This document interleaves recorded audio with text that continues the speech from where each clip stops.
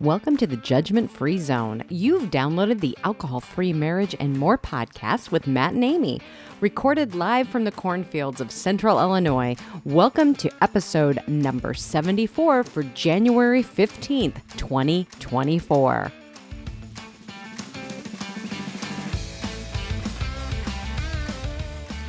Well, hello there, children. Welcome back to your weekly freak show that is the Alcohol-Free Marriage and More podcast from the frozen tundra of the cornfields of Central Illinois.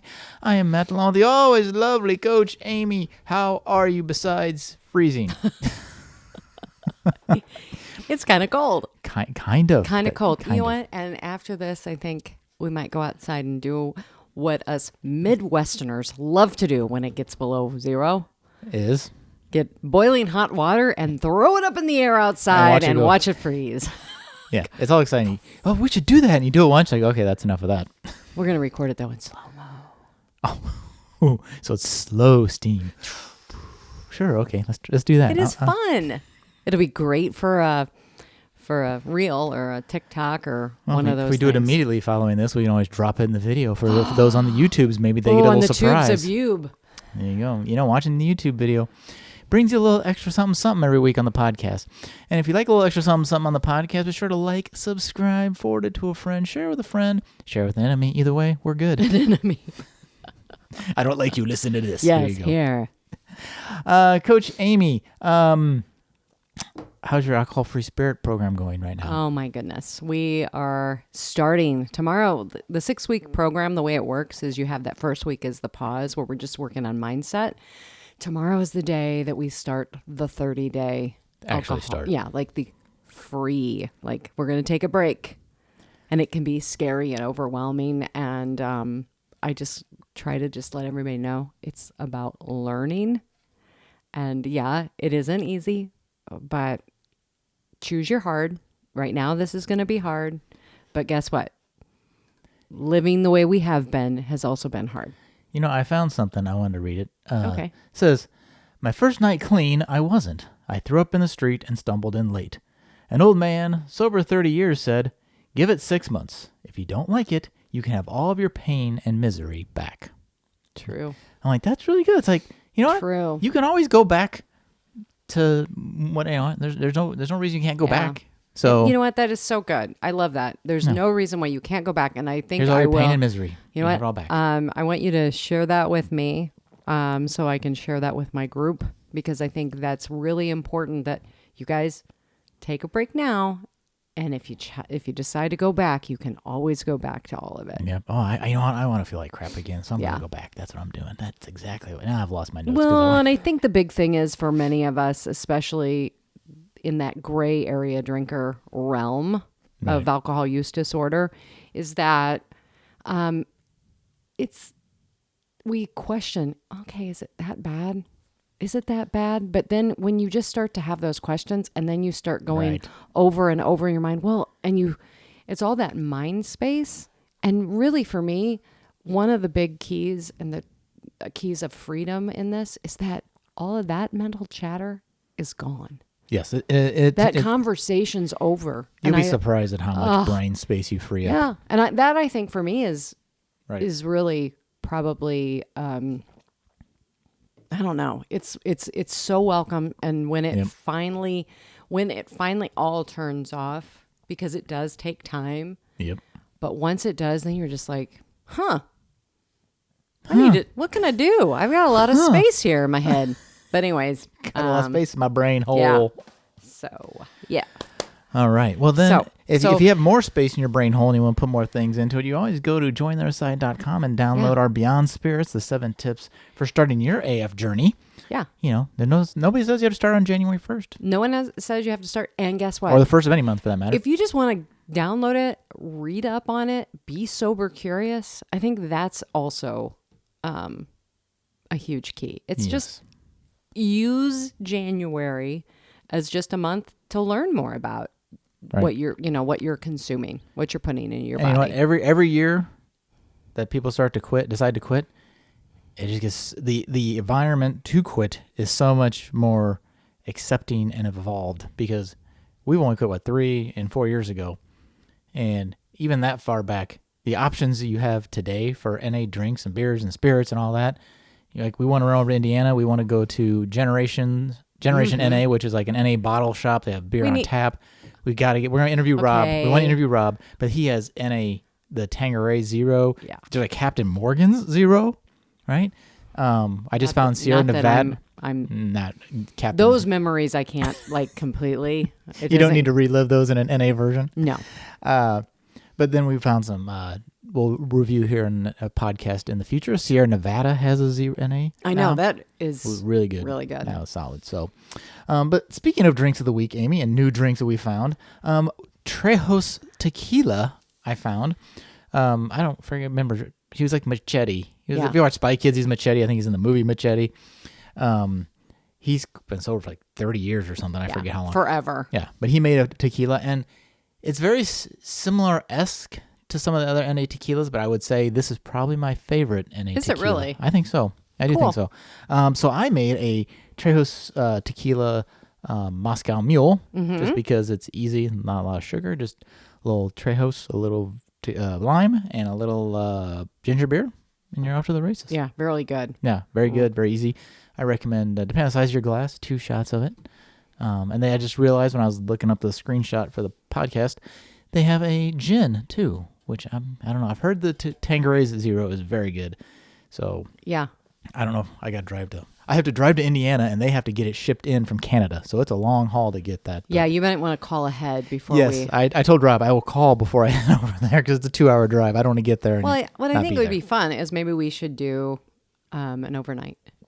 No, we can do that. We do a little vlog, make a whole overnight, video vlog. And then maybe get an Airbnb if they have anything over there. Or I don't know much about I'd like to take my dog. Oh, good idea. Okay, well let's move along. We have a great interview. Here we are. Up. Now we're sitting here. I planning your deviate. vacation. All right. Well, let's do a weekend. Amy, what did you have for your drink? My drink, Amethyst has a grapefruit basil, Amethyst spirits. Yes. And so I made off their website their grapeful dead. Ooh, Cute. And you take the amethyst grapefruit basil, and then you do some ginger beer and some lemon juice, and they suggested either a lemon wedge or and some mint for garnish, or grapefruit would be also a good garnish. That makes sense, yes. Really good. It was better than my randomness I did for you the one time with it, because you have to when you're using that one, especially I think because of the basil, you have to play with it correctly. Otherwise, the basil shifts a little weird. Yeah, you get a really strong basil finish, which I like.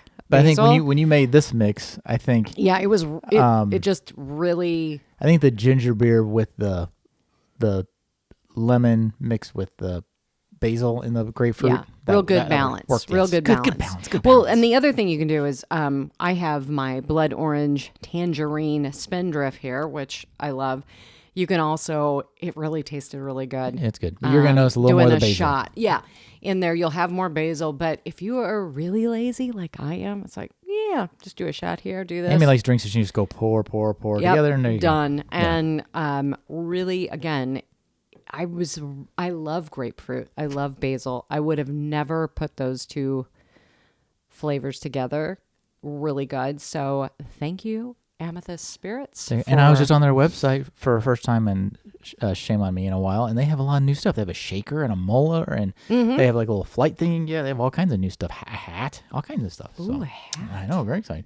All right, Coach Amy, tell me about our interview today. All right. Well, we are going to be interviewing Dillon Reed, and he currently lives in Dallas, Texas, with his beautiful wife, Megan, 4 children, 2 dogs, a cat, 2 lizards, 2 guinea pigs, and a snake. And should I put in a partridge in a pear tree?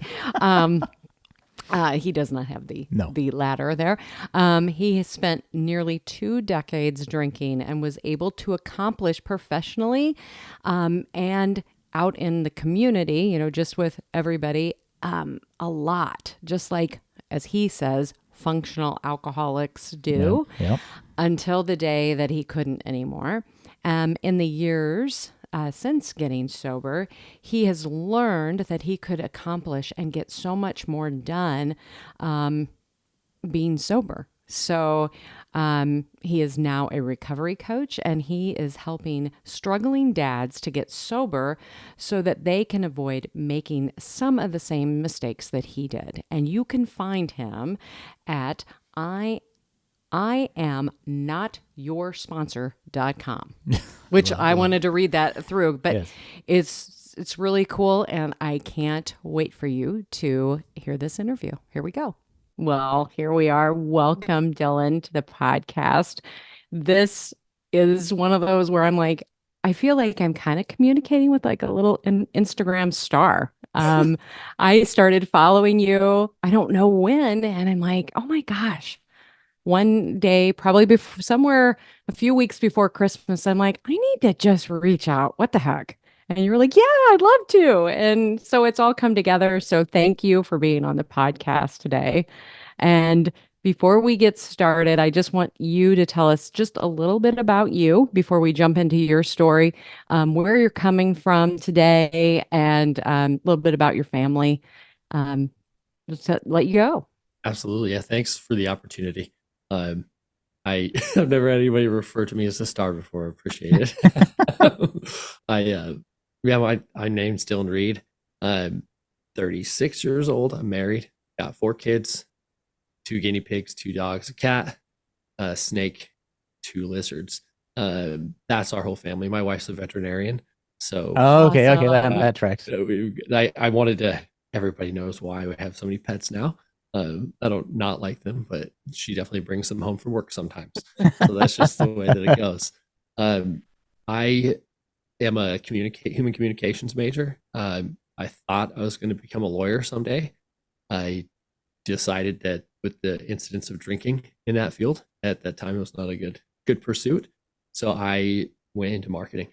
Was director of a generator company, director of marketing for them for a couple of years, and then I fell out of that because I was losing sleep over the understanding that I could be doing this instead of that. So I left that whole space, took the knowledge I had about marketing with me, and have been helping people get sober ever since then. So that's where I'm at. That's amazing. where my life is right now. And I want to point out for Awesome. those watching Yeah, on go ahead. YouTube, he podcasts from a bar, which is ironic, which I think is awesome. Yeah, tell us a little bit about that too. About your bar. Yeah, just how that came about. And we moved. I live here in Texas, originally from Wyoming. We moved here, and we just landed in a house out of necessity. We had another kid on the way. We needed to upgrade the size of the home. This would have been 2021, so the market was not exactly friendly, would be the way to put that. And the house that fit our needs and our budget happened to have a bar in the upstairs. I guess this would be kind of like a den or family room. And when I got into full-time content creation, this room became my studio. It was just like, well, you have this big, large desk-looking object to sit behind to do what I need to be doing. And so, yeah, now I have a bar. If you would have asked me if I was going to have a bar to do any content creation about sobriety 10 years ago, I'd have laughed in your face. I would have thought it'd be stocked with all these nice scotches and stuff. But no, it's just a lot of camera equipment under here. Nothing to do with alcohol whatsoever. I think it's a great kind of meta thing. Yeah, it's very cool. The irony around it too. Well, why don't we get into your story? Why don't you just tell us, wherever you would like to start, about your relationship with alcohol and basically how you got to where you're at right now. Sure, yeah. This is always the weirdest question I get because it took so many different winding turns. There was times in my drinking where it wasn't problematic. Like, it was, for all intents and purposes, normal. People would have looked at me and never guessed anything was going on. And there were even times mentally where I wasn't struggling, like things were good, even though I was drinking. And then there were times where I outwardly would look fine, but internally I'm just like dying, crying for help without doing it in a way that anyone can hear it or see it. The days where you wake up for days on end wishing you could quit and then drinking when you get home. Maybe not to blackout every night, but you wish that you were drinking less. I started drinking when I was like 15, I guess. But it wasn't, you'll hear people talk about like, oh, I had that first sip and that was it. That was not my experience. The very, very first time I drank, I was like 12. I think I drank mixers though, because I didn't know what I was drinking. I mean, it was just a liquor cabinet. I'm looking back, I'm pretty sure I didn't drink alcohol, but the first time I drank it was definitely gin, because it tastes like pine needles. It was disgusting. I didn't enjoy it. And then when I was 17, on my birthday, this pretty girl who later ended up being my girlfriend convinced me to drink because she thought it was kind of weird I wasn't drinking at my own birthday party. And then I just became a binge drinker for probably a better part of 15 years or so, mostly just the weekends. There would be bouts. I was a bartender and a server for a lot of that time. So there might have been some weeks where there was more drinking than normal because that culturally is kind of what that's like, right? But for the most part, I mean, things were like okay.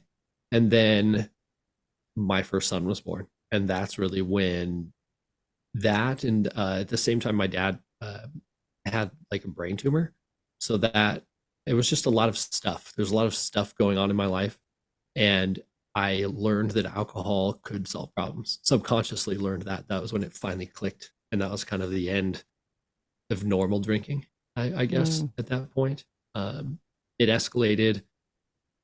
I ended up going to college as a non-traditional student in my late 20s, and it got worse because it was like dealing with full-time student, being a new dad, work full-time, just trying to keep everything together. And in my head, my only like pressure release valve was to drink at the end of the day, So it was like days I didn't have homework, I'd drink after the kids went to bed. Days that I had homework, I'd drink after the homework was done.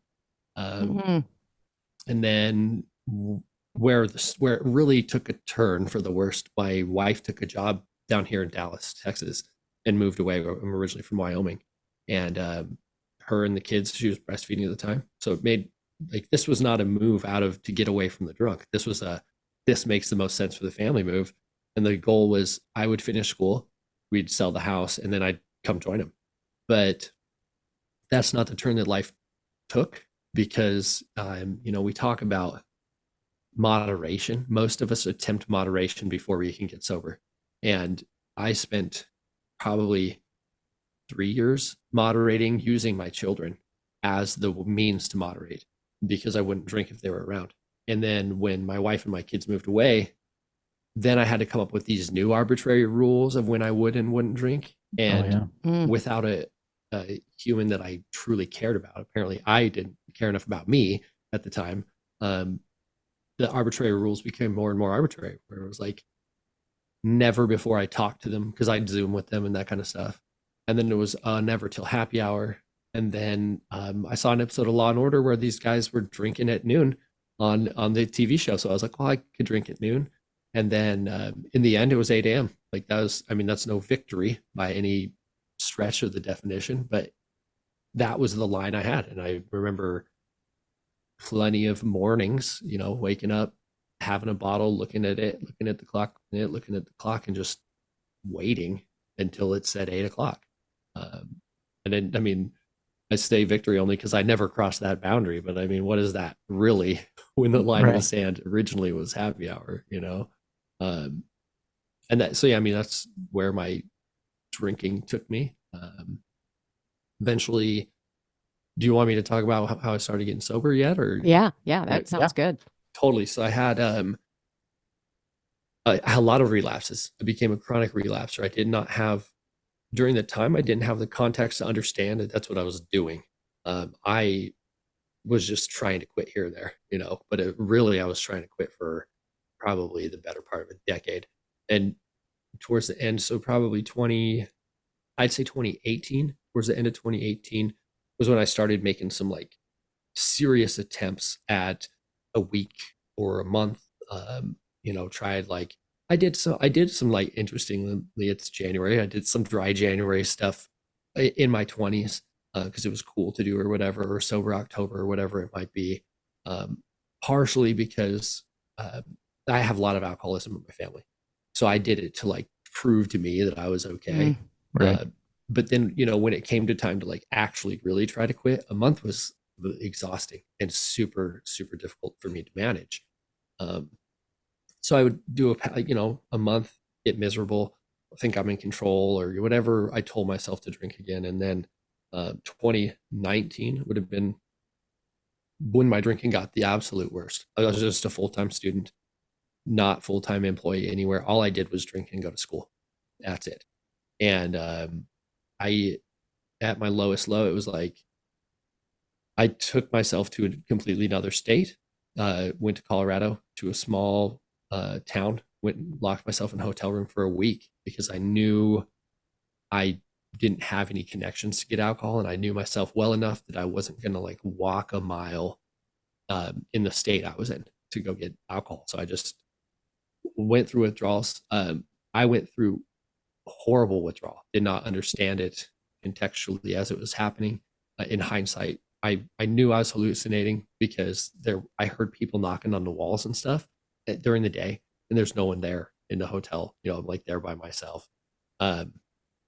So for about a week, I was just miserable. I mean, this is why I often advocate to people like, hey, if you're at that point, you can afford to drink, you can afford to go see a doctor, and that's what you should do, because it almost killed me. After 5 days of that kind of detox, kind of snap back to reality. I was honestly in and out of lucidity during that 5 days, just sleeping when I could, night sweats, shakes, all that stuff.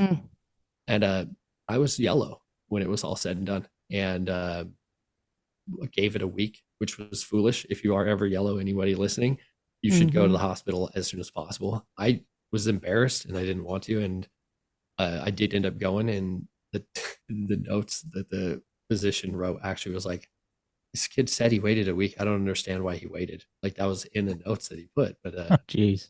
I was embarrassed. I knew that the state I was in was a direct result of my own decisions along the way. And that was like the hardest owning up to them in my mind, was to have to go to a medical professional and let them know like, this is where I'm at. But yeah, I had jaundice, ended up having some gallbladder issues and stuff that caused the bilirubin to back up. But it almost killed me. The hepatologist told me that fortunately there was no scarring or anything at that point, but he was like, you know, if you would have done this for like another week at home, you wouldn't have gotten here, you know. And I stayed sober for 3 months after that. You know, almost died, and still 3 months later had a moment where I was like, I'm gonna go back to drinking. And I drank for about a month, and then did rehab. And after that I quit for a different reason, and I have stayed sober since then. Wow. Yeah, sorry, that's kind of a long. No, No. congratulations. And thank you for sharing that, because everybody's story is different. And I think that is what is so important to tell people, that, you know, you had a lot of shame around that. That's why you went to a hotel by yourself. Yeah. I mean, and being able to, thank God you went to the doctor. I mean, because as you said, you'd be gone. And I guess part of, I would say, is like, besides going to rehab, was there any other support that you received during any of this at all? Or were you just like all alone going, I'm going to figure this out on my own? Well, you know, that's a good question. Because I went to like some counseling and stuff. Okay. And I just wasn't very honest with myself or the providers at that point. I wasn't willing to really let anyone know how broken I was. And I did AA, and it was, this is nothing, not against AA at all. It's me. I went there and I was like, I'm not these people. You know, there were people in the room that had DUIs, they had divorces, they had problems. And at that point in my journey, you know, at that point, I didn't have any of those things, you know. And then enough more time, my life started to very much resemble those people's lives, which I didn't understand at the time. I was a little too arrogant, and I just, I mean, I culturally, in Western culture, I'm a man and I'm going to handle this and I don't need help and I can do this. So that's what I try to muscle through all of it because that's all I knew to do. And it delayed my ability to get better by years, to be honest with you. You know, I don't know how many times I went to see my physician, and they every year, one of the questions is how much do you drink each week, and it was always a lie. You know, and if I had been honest at some point, he might have brought it up. You know, Yeah. I know I'm not alone in that either. No, you're not. I mean, No, two right. people right here who are with you going, okay, now I know that question's coming up.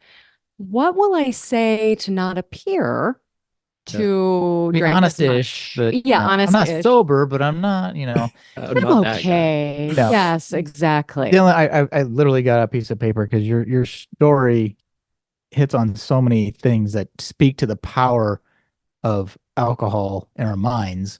Mhm. And, the one thing of, I'm not that bad. I'm not as bad as those people, so I'm okay.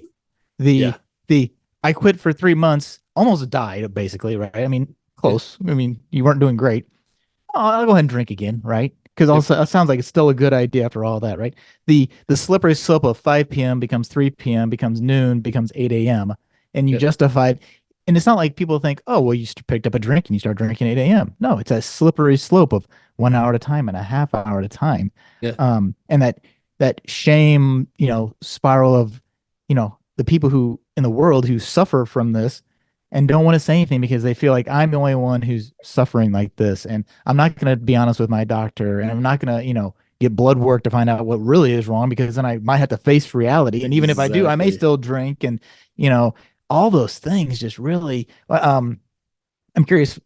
I'm always like, I don't know, this is a curiosity question I always ask our guests, but towards that end, when you were jaundiced, how much were you drinking and what were you drinking? Oh Lord.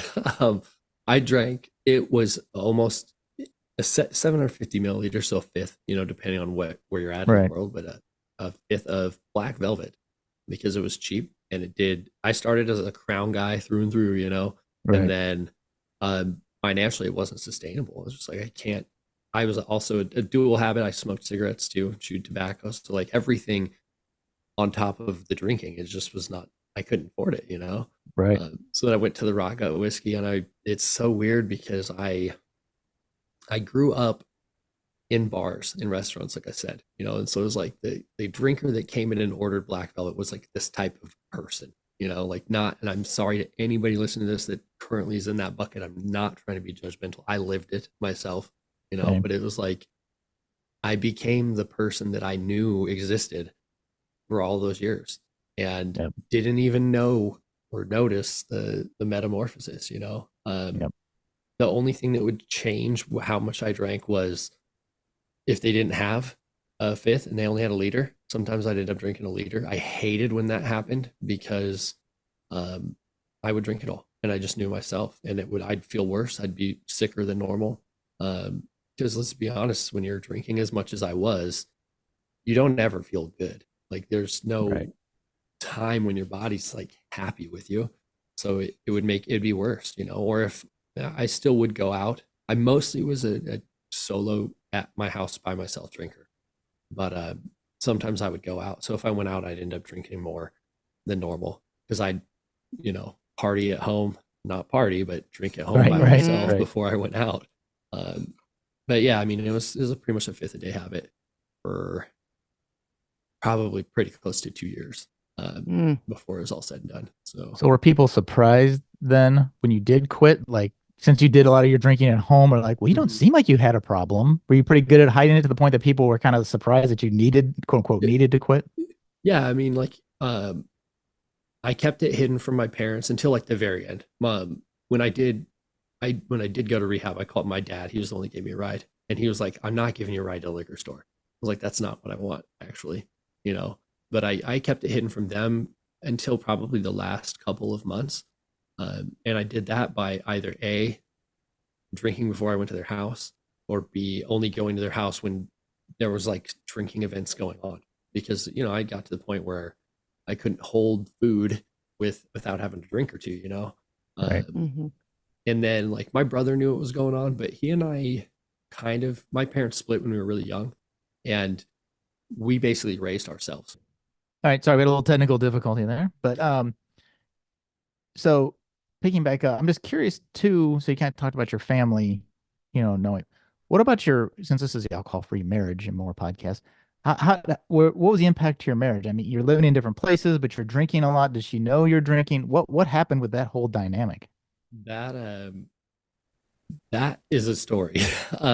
My I guess I mentioned earlier, we didn't she didn't move because of my drinking or to be away from me. But my drinking got worse. I definitely was not behaving well as my drinking got worse. I was never. I just it's me like trying to justify me not being a jerk, but I wasn't hitting her or being a horrible guy. I wasn't being good either. And eventually she did. She filed for divorce. We were supposed to be divorced, like finalize the divorce, the day after I moved here to live together. So Yeah, so as far as what it did to the marriage, it ruined it at one point. I mean, not totally catastrophic, can't be reconciled type issues, but she wouldn't have gone and spent the money on an attorney and gone through all that stuff to begin the process of getting a divorce if there wasn't a problem. That's the reality.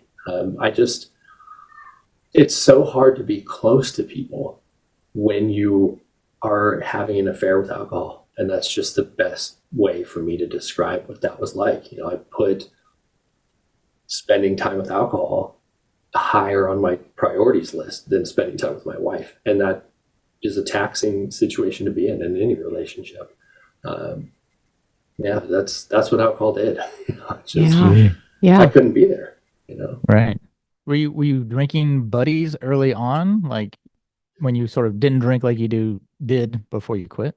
Yeah, I mean, being from Wyoming, it's a thing that most people do is just drink. Mm-hmm. I mean, that's just in the Midwest, in the West. We met at a bar called the Horseshoe. She knew my parents before she knew me.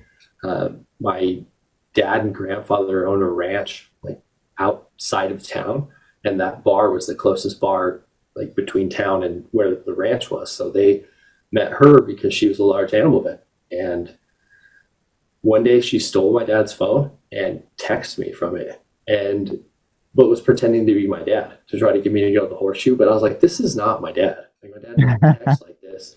Then I figured out who it was, and we ended up talking. And but yeah, I mean, drinking was okay. It was not like going into the relationship, it was off the table. Interestingly enough, though, when I first met her, I was on I try to quit for a week every couple months. I was on one of those like kicks. I was in the middle of the week, but I called it off because I wanted to go meet with her to have drinks. And socially, I didn't know what else to do to go spend time with somebody. And then I never ever did another week dry ever until like I was really, really trying to get sober. But yeah, it was normal. Her drinking did get worse because of me along the way. She would try to drink in order to still like have something with me, I suppose. And then it just stopped. And now she almost never drinks. I mean, she does drink, but not like at home. She doesn't drink at home by herself. If we go out to dinner, she normally doesn't drink, but on occasion she will. But yeah, I mean, yeah, it's a strange thing because she's just normal. It doesn't do the same thing to her that it does to me, Yeah. And I think also with that, and maybe even you probably even know this, if she would be drinking constantly like you were, it can turn into a problem, definitely. 100%. But it's so funny when you have people who literally are like, yeah, it doesn't mean like what it means to you. No, I don't want it. I don't need it. Yep. I'm not going to use it. And we call those people unicorns in our world because we have my sister and my brother-in-law. We mention them a lot on the podcast is that they would drink with us because that's what we did. That was our hobby. And when they would go on vacation and come home to see us, that was like twice a year they would drink, which I'm like, Wow. oh my gosh, we are the people your parents warned you about. I really it's so crazy. Um, but I'm so happy for them as well because it's like, oh my gosh, yes, you don't think about it. You're not obsessed about it. And that's what that's how I differentiate with my clients. I'm like, is it fixation with the drink versus liberation? I mean, if you don't think about it, you don't care about it, that's liberation. And that's what we're in now. That's what you're experiencing. Yeah. But the fixation was awful. The worst. The Yeah. absolute worst. I mean, I don't know how you really put it into words. It's like to say, well, it's all I thought about from when I woke up until I went to bed, just doesn't even do it justice. I mean, it's like, that is what it's like, but that's not what it's like to be in it, yeah, I mean, it's weird because like my wife and I, we celebrated, it would have been our 9th wedding anniversary in July. And we went to this like theatrical murder mystery dinner thing. And they had a bar there. And I was buying her drinks throughout the evening, buying them, carrying them, taking them to her. It didn't even bother me. It wasn't even a thing.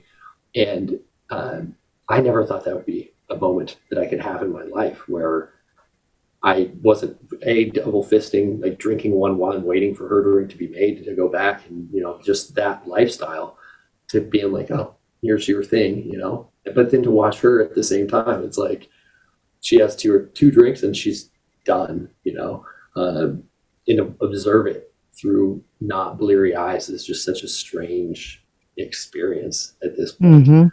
Right. But yeah, I mean, there was no normal once it became abnormal. There was no amount of moderation could make me stop obsessing over the next drink once I started, that was it. Right. I'm so excited for you and I love what you're doing. I want to get into that. Now, let's talk about who you coach to and that audience that you're directing your services to. Sure. Yeah.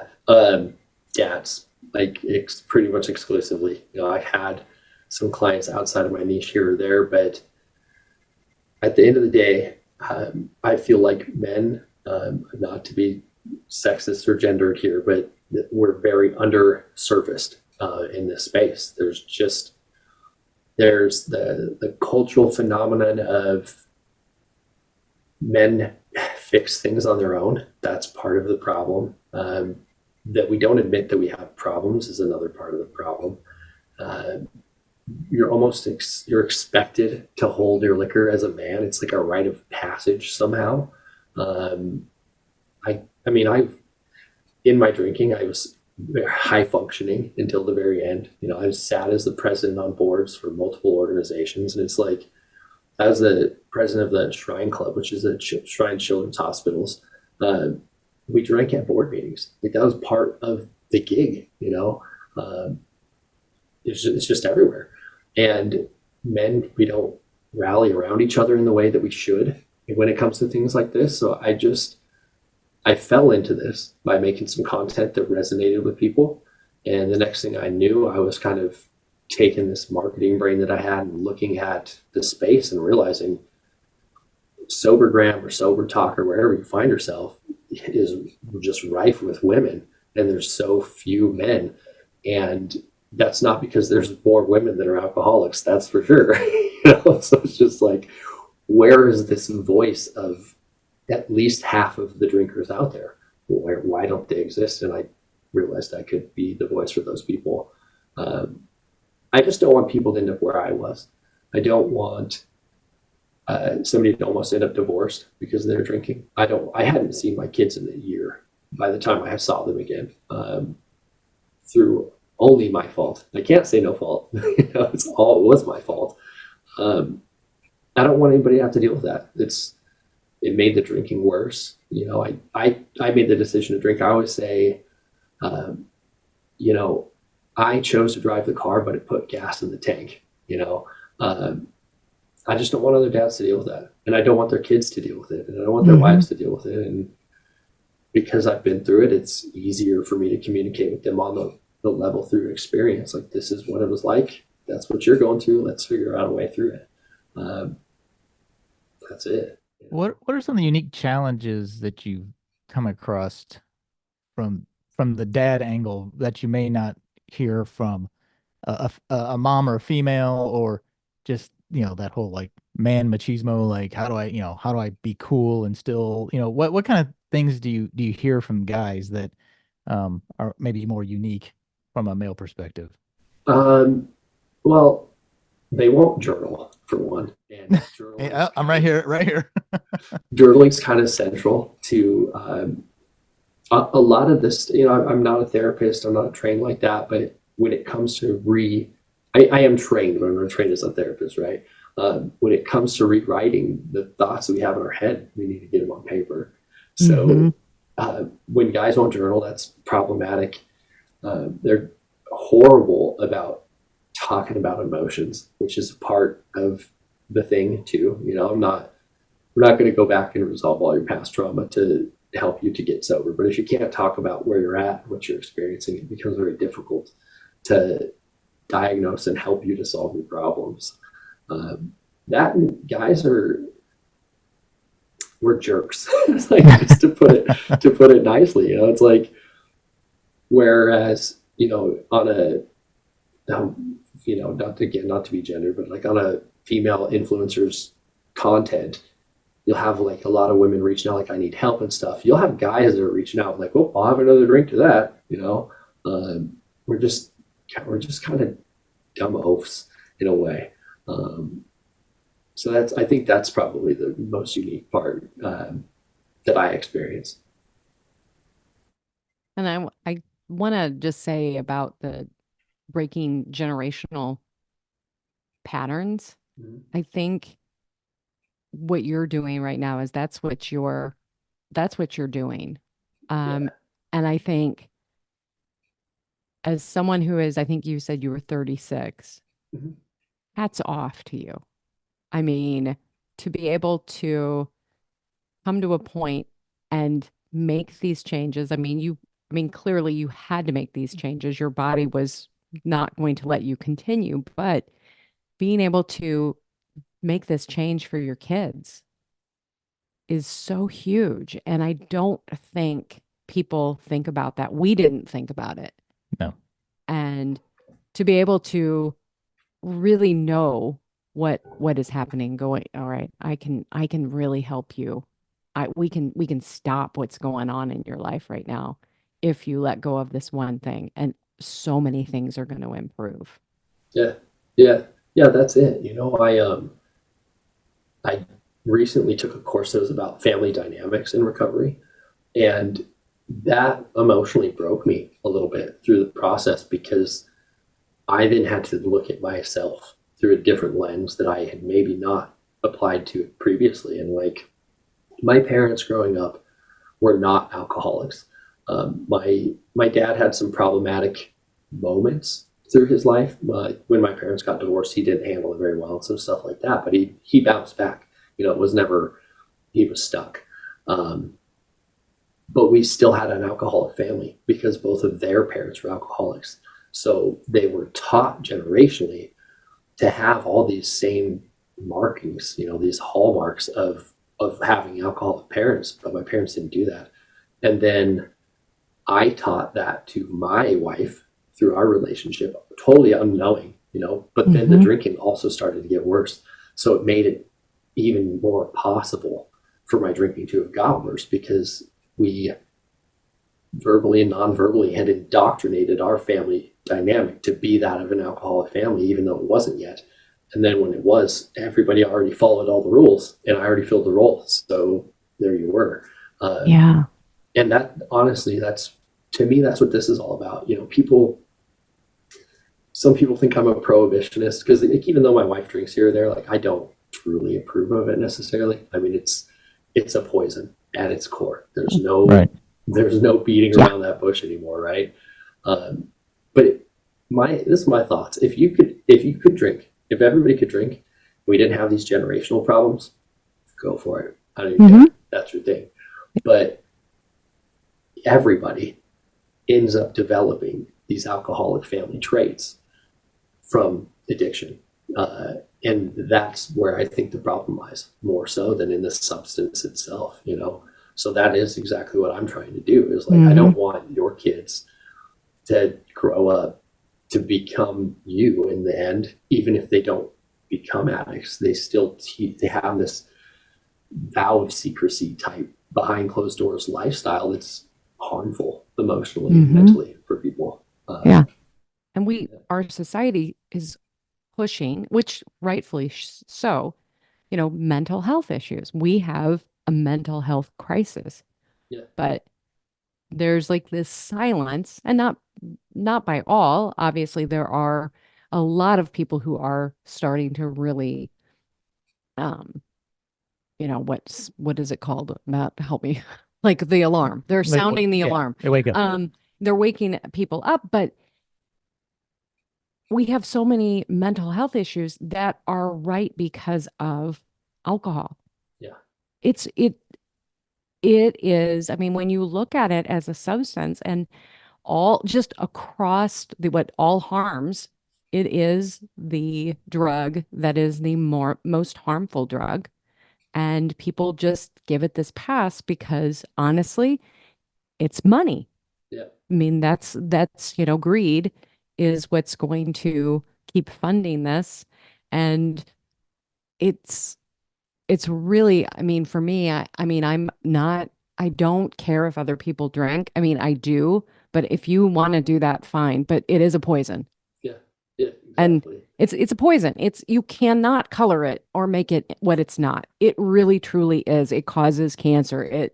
You know, it is a carcinogen. And I love pointing out to people, my new thing to tell people is, especially for women, is, you know, that bottle of wine, that's like smoking 10 cigarettes. Yeah. Or and they're like, "What?" And I'm like, "Oh yeah, it is." And I just then like kind of walk away. Mic Like, drop. what did she just say? I'm like, but it is so true. And for me and Matt a lot is we have had such tremendous health benefits since we quit.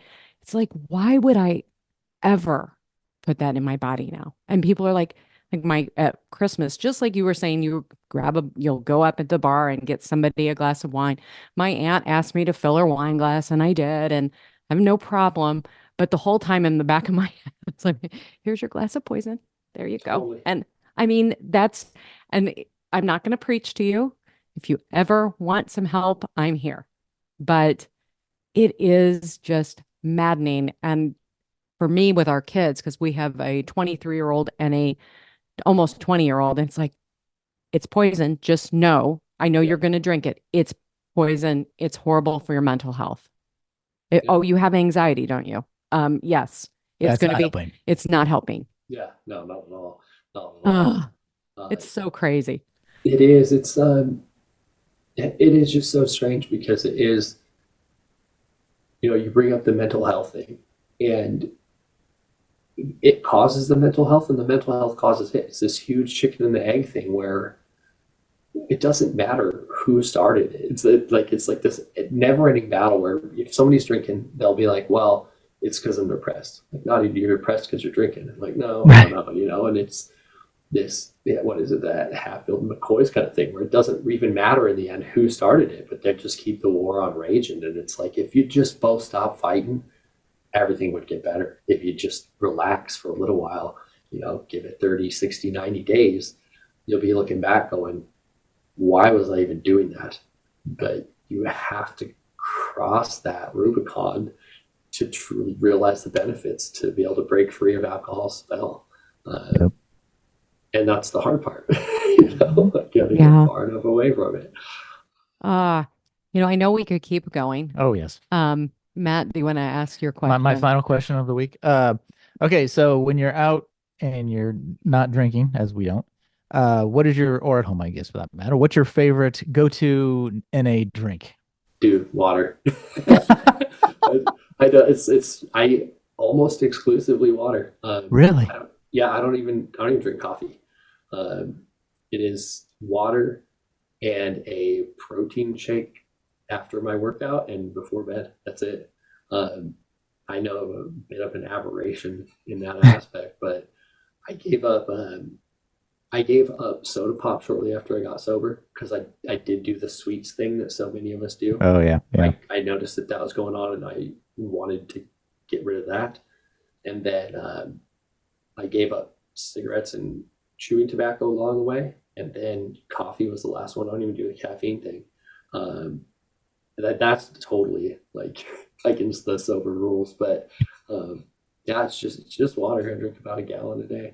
So Awesome. Wow. I think regardless of if you drink or don't drink, everybody needs to drink more water. That's just generally how. Exactly. Yeah. Now, how can everybody get a hold of you? IamNotYourSponsor.com would be the place to find me online, and then Dillon Reed Official on every platform you'd be looking for me. So. Oh, that is so awesome. Thank you so much for being here, telling your story. I hope that you might come back again and we can maybe dig into some other topics because I just think it's fun to talk to somebody who gets it and understands what we're trying to accomplish here is just spreading the word that alcohol really is not your friend. It just isn't. It's not going to help you with anything. Thank you for having me on the show. Oh, thank you. Well, thank you, Dillon, for being on the Alcohol-Free Marriage More podcast. Apologize for a few of our technical glitches. He had one. We had one. It's a whole team effort. But anyway, hope you made it all the way through. The great information. I can't wait to have him back on the podcast again. I know it. It's just, I love the passion that he has and the love that he had for his family, his kids, also honestly himself, because he knew he needed to do this and to get himself, free from a substance that ultimately can take us out. He pulled up right before he hit the ground, I think. Mm-hmm. So good on you, Dillon, as well. So yeah, Dillon, thank you so much. And we can't wait. Yeah, gotta have him on again. There you go. All right, kids. Well, that's it for us for this week for the Alcohol-Free Marriage More podcast. Can't wait to see you again next week. Wishing you peace and love from the cornfields. I am Matt, along with Coach Amy, and we are out.